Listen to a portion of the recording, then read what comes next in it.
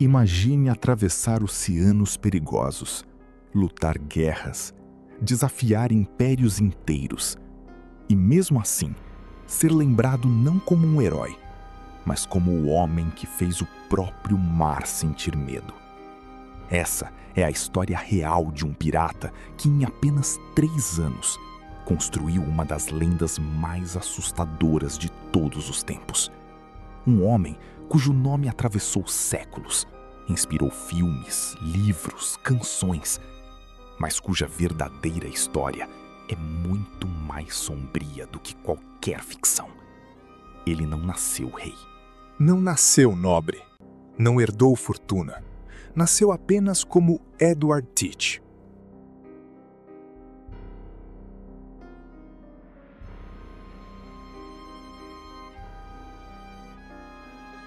Um garoto comum em uma cidade portuária da Inglaterra, cercado pelo cheiro de sal, madeira molhada e pólvora.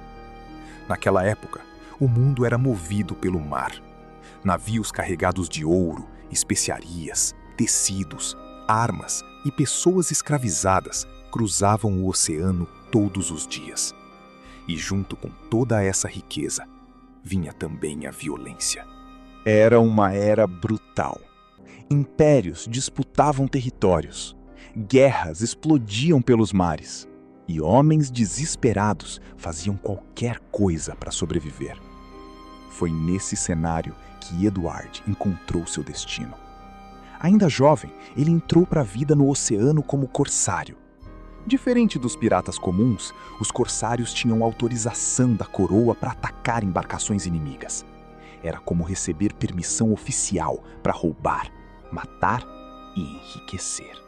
E Edward gostou disso rápido demais. Pela primeira vez na vida, ele sentia poder, liberdade, dinheiro. O mar deixou de ser apenas horizonte e virou oportunidade.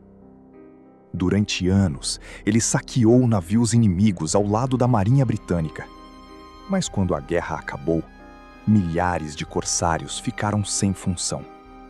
E muitos deles fizeram a escolha mais perigosa possível. Viraram piratas. Edward foi um deles. E foi aí que nasceu algo muito maior do que um simples criminoso. Em uma ilha dominada por saqueadores e foragibos, ele encontrou outros homens iguais a ele. Homens violentos, ambiciosos, famintos por riqueza. Mas Edward tinha algo diferente: inteligência, estratégia, presença. Ele sabia navegar, comandar, lutar e liderar. Em pouco tempo, deixou de ser apenas mais um marinheiro e virou capitão de sua própria tripulação. E então, tudo mudou. Porque Edward entendeu uma coisa antes de todos os outros: o medo podia valer mais do que canhões. Ele deixou a barba crescer de forma exagerada. Os cabelos ficaram longos e selvagens. Vestia roupas escuras. E antes das invasões, colocava pavios acesos na barba e no chapéu. Quando embarcava nos navios inimigos, surgia envolto em fumaça, fogo e cheiro de enxofre. Parecia uma criatura saída do próprio inferno. E funcionava. Muitos se rendiam antes mesmo da luta começar. Foi assim que Edward Teach deixou de existir. E o mundo passou a conhecer Barba Negra. O nome se espalhou pelo Caribe e pelo Oceano Atlântico como uma maldição. Mercadores mudavam rota só para evitar cruzar o caminho dele. Capitães tremiam ao ver sua bandeira surgir no horizonte.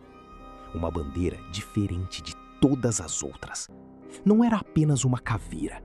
Era uma figura demoníaca, apontando uma lança para um coração sangrando. Era um aviso. E Barba Negra fazia questão de que todos entendessem isso. Em pouco tempo, ele já comandava uma frota inteira. Navios armados até os dentes. Centenas de homens. Dinheiro suficiente para comprar o que quisesse. Mas havia um navio acima de todos os outros. O Queen Anne's Revenge. Uma verdadeira máquina de guerra flutuante equipada com dezenas de canhões. Só ouvir esse nome já causava pânico nos portos. E quanto maior a fama, maior a caça. O governo britânico decidiu que precisava acabar com aquilo. Soldados, caçadores e oficiais começaram a perseguir Barba Negra pelos mares. Mas ele parecia sempre um passo à frente. Inteligente, frio, calculista. Enquanto muitos piratas usavam violência sem pensar, Barba Negra entendia o verdadeiro poder da reputação. Em muitos casos, nem precisava atacar. Bastava aparecer. E os navios se rendiam. Porque o terror que ele construiu fazia o trabalho por ele. Mas até as maiores lendas encontram um fim. Em 1718, cercado por inimigos e perseguido pela marinha, Barba Negra tentou uma última jogada. Fez acordos, fingiu abandonar a pirataria, tentou desaparecer. Mas homens como ele nunca conseguem fugir do próprio nome. A caçada continuou, até que numa manhã silenciosa, tudo terminou. O confronto final aconteceu perto da costa da Carolina do Norte. 2 navios frente a frente. De um lado, soldados enviados para matá-lo. Do outro, Barba Negra e seus homens. Os canhões explodiram. A fumaça cobriu o mar. Tiros ecoaram. Espadas se chocaram. E mesmo cercado, Barba Negra lutou até o último instante. Relatos dizem que ele recebeu tiros, cortes de espada e continuou avançando como se não sentisse dor, como se fosse impossível morrer.